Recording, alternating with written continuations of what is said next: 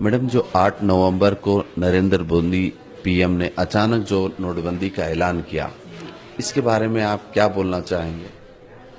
देखिए, ये भारतवर्ष में आजादी के बाद सबसे बड़ा पब्लिक धोखा है। It is an outright fraud.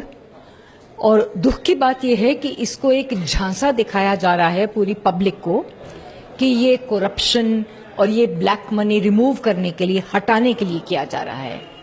लेकिन ये प्रिसाइसली एक साजिश है जो कि आम जनता का पैसा जो है वो कॉरपोरेट सेक्टर को या एलीट सेक्टर को परमानेंटली ट्रांसफर कर रहा है।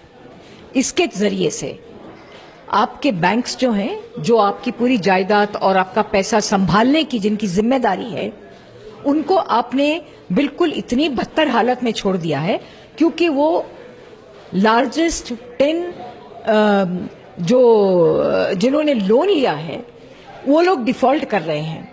जो नॉन परफॉर्मिंग एसेट्स हैं, इस प्रॉब्लम को डील करने के लिए आपने उनके लोन माफ कर दिए हैं और जनता का पैसा स्क्वीज करके अपने कंट्रोल में रख के बैंक्स को वायबल बना रहे हैं।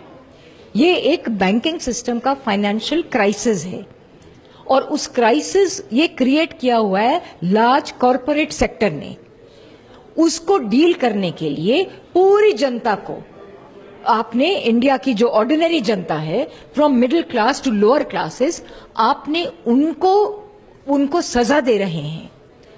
और इसके फायदे जो हैं, अभी भी जो लिक्विडिटी सारी बैंक्स में आएगी, इससे और लोन देने की फैसिलिटी होगी। और जाहिर है गरीब आदमी को तो लोन नहीं मिलेगा, और अगर मिलेगा भी, अगर पे नहीं करेगा तो उसको सिर्फ एक ऑप्शन है सुसाइड कमिट करने की। लेकिन जो कॉरपोरेट सेक्टर है, जो बड़े बड़े अदनानी, रिलायंस वाले, अंबानीज, बाकी जो और भी बड़े बड़े शख्स, वेदांता ग्रुप जो है, जो आधा बाहर बैठा हुआ है, इन पेटीएम जो कि एक चाइनीज कंपनी है, इन सब लोगों को जितना जो फायदा होगा, और उसके बाद इनको ये फैसिलिटी की होगी हम फिर लोन पे नहीं करें, डिफॉल्ट करें। तो ये फाइनेंशियल एक ट्रिक है, एक फ्रॉड है to transfer to bail out, कि जो अपने लोन्स पे डिफॉल्ट करता है उनको बेल आउट करने का एक साजिश है।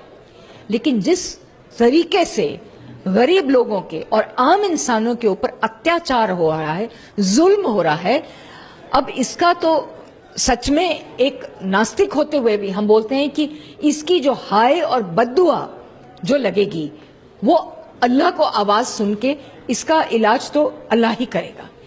लेकिन दुख की बात यह है कि लोग भी इस चीज को इतना बर्दाश्त कर रहे हैं, इतनी सहनशीलता दिखा रहे हैं कि ये सियासत के लिए एक बहुत आसान तरीका हो रहा है। तो लोगों को इस इश्यू के ऊपर एक पब्लिक आउटक्राई होनी चाहिए, लोगों को सड़कों पे आ जाना चाहिए, इसको बिल्कुल नामंजूर करना चाहिए। इस तरीके से जिस तरीके से हमने अंग्रेजों को नामंजूर किया था, इसी तरीके से इसके खिलाफ जोरदार आवाज एक आम जनता को उठानी चाहिए और इस धोखे से आजाद होना चाहिए। एक यही तरीका है। और ये जो लोगों की डेथ हो गई है इसमें, और ये गरीब लोगों की, बुजुर्गों की जो डेथ हो गई है, I call it a human sacrifice. These are state murders, the state is responsible. ये सरकार की जिम्मेदारी है, उनको मारने की जिम्मेदारी सरकार की है। सरकार के हाथ में सरकार के हाथ जो है खून में रंगे हुए हैं, and this is a human sacrifice. और इसको एक रोमांटिसाइज किया जा रहा है कि देशभक्ति के लिए मर रहे हैं। वो कोई देशभक्ति के लिए नहीं मर। अगर देशभक्ति के लिए मरना है तो बड़े बड़े कॉर्पोरेट सेक्टर को बोलिए, अंबानी और अदनानी को बोलिए, अपने देश के लिए अपनी जान की कुर्बानी दीजिए। सब पॉलिटिशियंस को बोलिए, क्योंकि सब पॉलिटिशियंस इसमें, ज्यादातर पॉलिटिशियंस, मैं सब नहीं बोलूंगी, ज्यादातर पॉलिटिशियंस सब इस साजिश में मिले हुए हैं। उन्हें पहले जानकारी थी, उन्होंने अपने इंतजामात कर लिए हैं। और ये बिल्कुल जाहिर है क्योंकि सबकी आवाजें चुप हैं। वो किस मुंह से बोलेंगे? क्योंकि वो खरीदे गए हैं, वो बिकाऊ हैं। हमारे जो नुमाइंदे हैं, जिनको हम वोट डालते हैं, वो बिकाऊ हैं और वो बिक गए हैं, इसलिए उनको कुछ फर्क नहीं पड़ेगा। मीडिया जो ग्राउंड हकीकत को छुपा रहा है, इसके तरफ से मीडिया भी देखिए, मीडिया को एक ब्लैंकेट मीडिया नहीं कह सकते। आफ्टर ऑल आप भी मीडिया हैं, और आप अगर ये आवाज ले जा रहे हैं बाहर तक, तो आप असलियत जमीन की आवाज ले जा रहे हैं।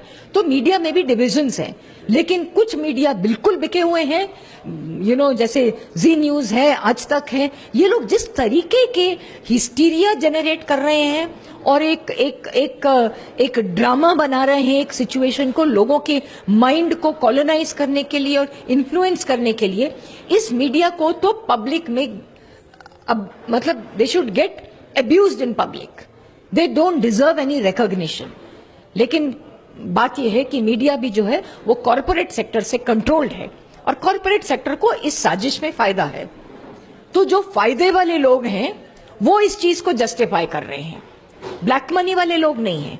जो ऑनेस्ट लोग हैं वो इसको क्रिटिसाइज कर रहे हैं और जिनको इस साजिश से फायदा हो रहा है, और ये साजिश में ब्लैक मनी और बढ़ेगा, कम नहीं होगा। आखिर में मैं आपसे सवाल कर रहा हूं कि इन जो हालात है, हैदराबाद में तकरीबन एटीएम्स बंद है, बैंकों के पास 4-4 घंटे 5-5 घंटे ठहरने के बाद सिर्फ 2,000 रुपए की नोट मिल रही है, 24,000 का वायदा किया गया था।